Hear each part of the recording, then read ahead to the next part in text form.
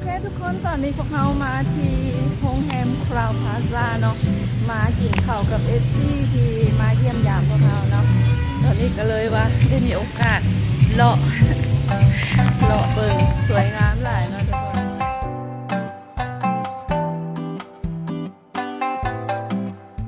มี FC มาแต่ต่างประเทศมาเยี่ยมยามพวกเราเนาะพวกเราก็เลยได้มีโอกาสเข้ามาเที่ยวเบิ่งสวนอาหารอยู่ที่คราวพลาซ่านี่สวยงามหลายเนาะทุกคนนะว้าวก็มีฮันอยู่นี่โดนกระบทันได้เข้ามาที่นี่จะเคือเนาะกายไปกายมาซื่อๆเนาะแต่ว่างามหลายเด้อมาฮอดที่นี่แล้วก็อดที่จะแนะนำทุกคนบ่ได้เนาะเพราะว่าโรงแรมนี่นะเป็นโรงแรม5 ดาวเนาะหรูที่สุดอีกแห่งหนึ่งเนาะในนครหลวงเวียงจันทร์มีสิ่งอำนวยความสะดวกครบครันเลยเนาะระดับพรีเมียมนี่พวกเราสิไปกินอาหารค่ำกันที่ห้องอาหาร Three Merchants อยู่ที่ซันจี้ของโรงแรมเนาะเป็นร้านอาหารอินโดจีนระดับพรีเมียมเลยทุกคนมีความหรูหราผสมผสานกับวัฒนธรรมแบบอาซีตะวันออกเฉียงใต้เนาะทุกคนถามว่าอาหารที่นี่แพงบ่เนาะก็แพงสมควรได้สำหรับคนทั่วไปเนาะแต่ว่าสำหรับนักธุรกิจแล้วก็เป็นเรื่องธรรมดาเนาะสำหรับโรงแรม5 ดาวบ่ว่าอยู่ประเทศใดโรงแรม5 ดาวแน่นอนอาหารมันก็จะต้องพิเศษแน่นะแต่ว่าถ้าว่าเป็นอาหารแบบอาหารตามสั่งแบบอะลาคาร์ทนะก็ราคาประมาณ$10ถึง$25ต่อจานเนาะทุกคนราคาเครื่องดื่มก็เช่นเดียวกันเนาะถ้าเป็นพวกเหล้าพวกไวน์ไม่อย่างก็จะแพงแน่เนาะแต่ถ้าเป็นเบียร์ลาวนี่ก็ราคาอยู่ที่ประมาณ40,000 กีบถึง60,000 กีบก็ประมาณ$2ถึง$3ต่อแก้วเนาะ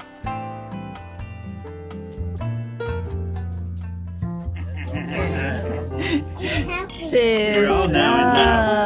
Welcome to Laos. Welcome.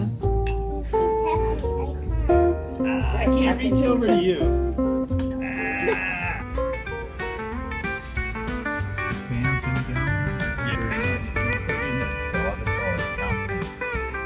วันนี้โอกาสดีเนาะได้มีโอกาสได้พาแขกต่างประเทศ FC ของทอด Now in Lao เพิ่นมายามก็เลยได้โอกาสดีพาเพิ่นมากินข้าวเที่ยงที่ห้านอาหารหนองเสื่อมนี่เนาะก่อนที่จะพาเพิ่นไปเบิงหอพิพิธภัณฑ์ศิลปะลาวซึ่งตั้งอยู่ใกล้ๆกันนี่แหละเนาะยืนอยู่ที่ห้านอาหารก็สามารถเหลียวเห็น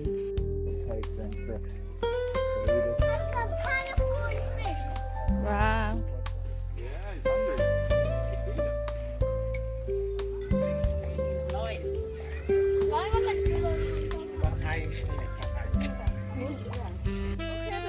ตอนนี้คอยก็สิพาทุกคน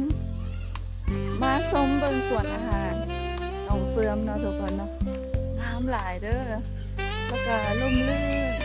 น่าเที่ยวเนาะบ่ได้มาที่นี่มาโดนเลยทุกคนได้มาแล้วก็ตื่นตาตื่นใจงามหลายทุกคน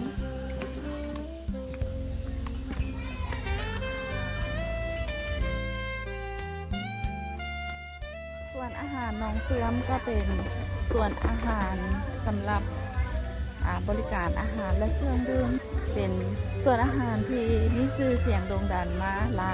หลายปีแล้วเนาะที่นี่อาหารแซ่บเนาะบรรยากาศดีบรรยากาศร่มรื่นเป็นลักษณะเป็นตูบแบบนี้ตูบเป็นหมู่บ้านเฮือนลาวเลยเนาะทุกคนเนาะประมาณนี้สวยงามเข้ามาในที่นี่นะเหมือนเขากับย้อนอดีตไปอีกจากหลายปีก่อนเลยเนาะ Baby spray. คนลาว100,000 กีบต่อคนต่างประเทศ$10ต่อคน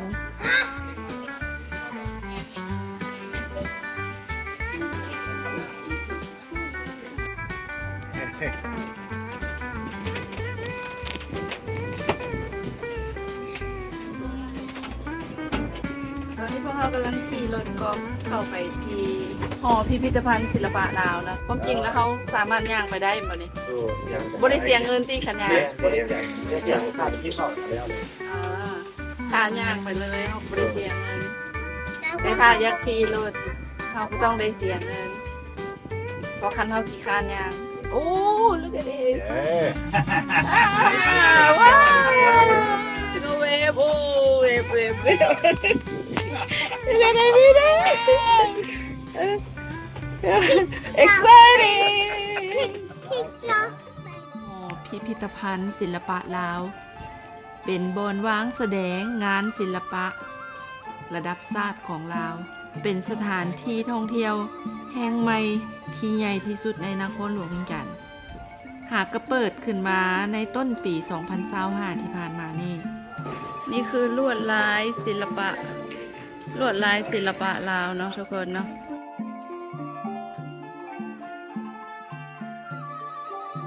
ทุกคนหลังจากพวกเขาเข้ามาถึงอยู่ที่ข้างในแล้วก็จะเห็นห้องโถงใหญ่ซึ่งเต็มไปด้วยภาพ การแกะลวดลายลาวแล้วก็มีห้องใหญ่ตัวนี้เลยเนาะเบิ่งแล้ว Amazing เลยทุกคนลายศิลปะเก่าแก่แบบนี้เนาะแมนศิลปะลาวล้านสร้างทางนั้นเลยเนาะ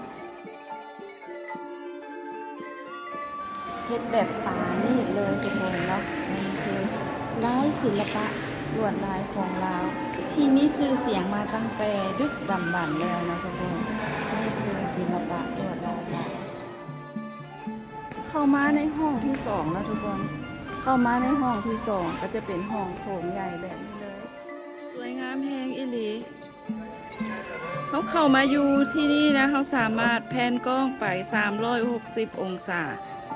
จุดใดก็จะสวยงามไปหมดเลยเนาะทุกคนเห็นปะนับตั้งแต่เพดานสูงสุดจนฮอด ลงฮอดเสาแต่ละเสาสูง สุดก็สวยงามตะการตาขนาดเลยเนาะทุกคนเนาะเห็นแล้วว้าวประทับใจแน่เนาะสำหรับหอพิพิธภัณฑ์ศิลปะลาวนี่สวยงามอีหลีแล้วลาวอาร์ตมิวเซียม สำหรับหอพิพิธภัณฑ์นี่เราจะสร้างขึ้นในพื้นที่ที่กว้างใหญ่ไพศาลอิหลีเนาะประมาณ80 เฮกตาร์เนาะแล้วก็ใช้มูลค่าในการก่อสร้างทั้งหมดถึง50 ล้านดอลลาร์สหรัฐหรือหลายกว่านั้นเนาะเบื้องต้นคร่าวๆประมาณนั้นเนาะทุกคนเนาะแต่ว่าความจริงแล้วก็อาจจะหลายกว่านั้นเพราะว่าตอนนี้ยังบ่ทันได้สำเร็จสมบูรณ์เถอะเนาะยังมีอีกหลายๆห้องแสดงต่างๆเนาะยังมีหลายอย่างที่จะต้องตอนนี้ก็กำลังได้ทำการก่อสร้างอยู่เนาะสังว่าสวยงามแฮงอีหลีเนาะทุกคนเห็นปะ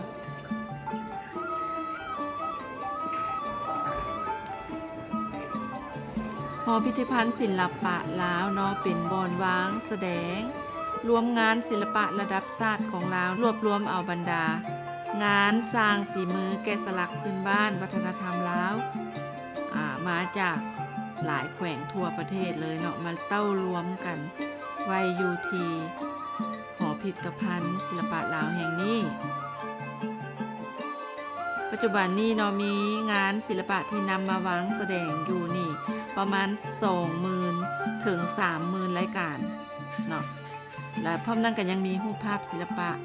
ของประเทศลาวล้านสร้างเนาะก็นำมาวางแสดงอยู่ที่นี่มากมายเลยเบิ่งแม่ทุกคนต้นไม้นะไม่นอนคอนตายเนาะเพิ่นเอามาเฮ็ดมาแกะสลักลวดลายในล้วนแต่เป็นไม่นอนคอนตายแล้วก็มาแกะสลักเป็นสิ่งที่ล้ำค่านะทุกคนผสมประสานงานศิลปะเข้าไปเนาะ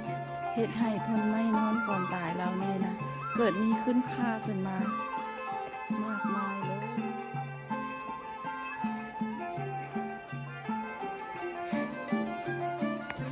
This like in Buddha Park Buddha sleeping Yeah, mining Buddha. Okay.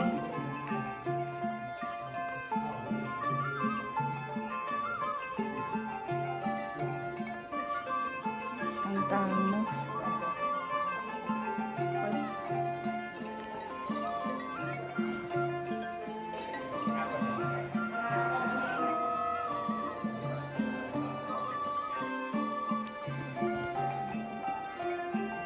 กคนอันนี้แมน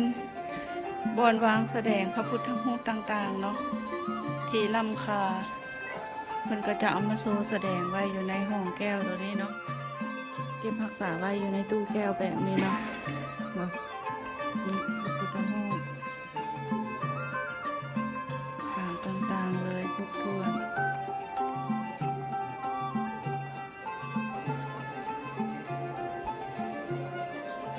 พระพุทธรูปเก่าแก่ได้นี่เก่าแก่แฮงเลยนี่ very old that's come from the ground look at that you see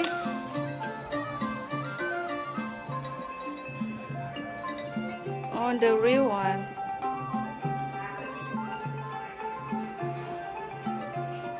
หอพิพิธภัณฑ์ศิลปะลาวแมนตั้งอยู่หนองเสื่อมบ้านโน้นสะอาดเมืองไซธานีห่างจากนครหลวงเวียงจันทร์20 กิโลเมตรเนาะพิพิธภัณฑ์นี้มีเนื้อที่กว้างใหญ่ที่สุดเนาะถึง80 เฮกตาร์ซึ่งได้รับการยกย่องว่าเป็นพิพิธภัณฑ์ศิลปะที่ใหญ่ที่สุดในโลกแล้วเนาะตอนนี้เนาะ Stupa. yeah Bank of Bang. yeah that's watermelon stupa เป็นหลวงพระบาง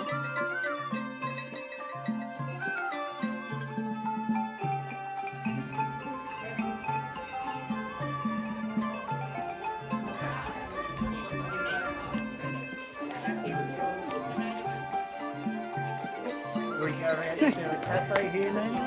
Show us where the cafe is, Princess. You got the sign over there. อ๋อ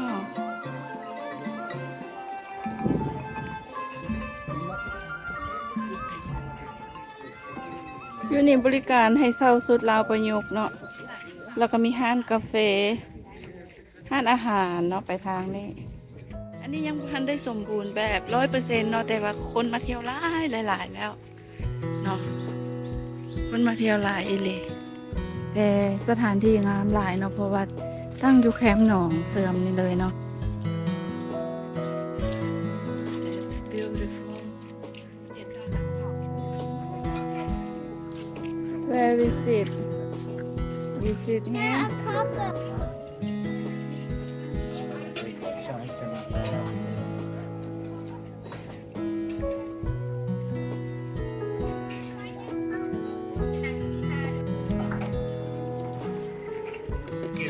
นั่งหมดสภาพบัดนี้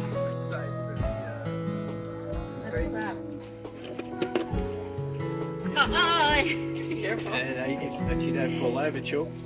Shiny Nila life. 1, 2, 3. Now and loud. Then you have to sing Shiny Nila life. Now and loud. Dada. Okay, okay. 1, 2, 3. Nini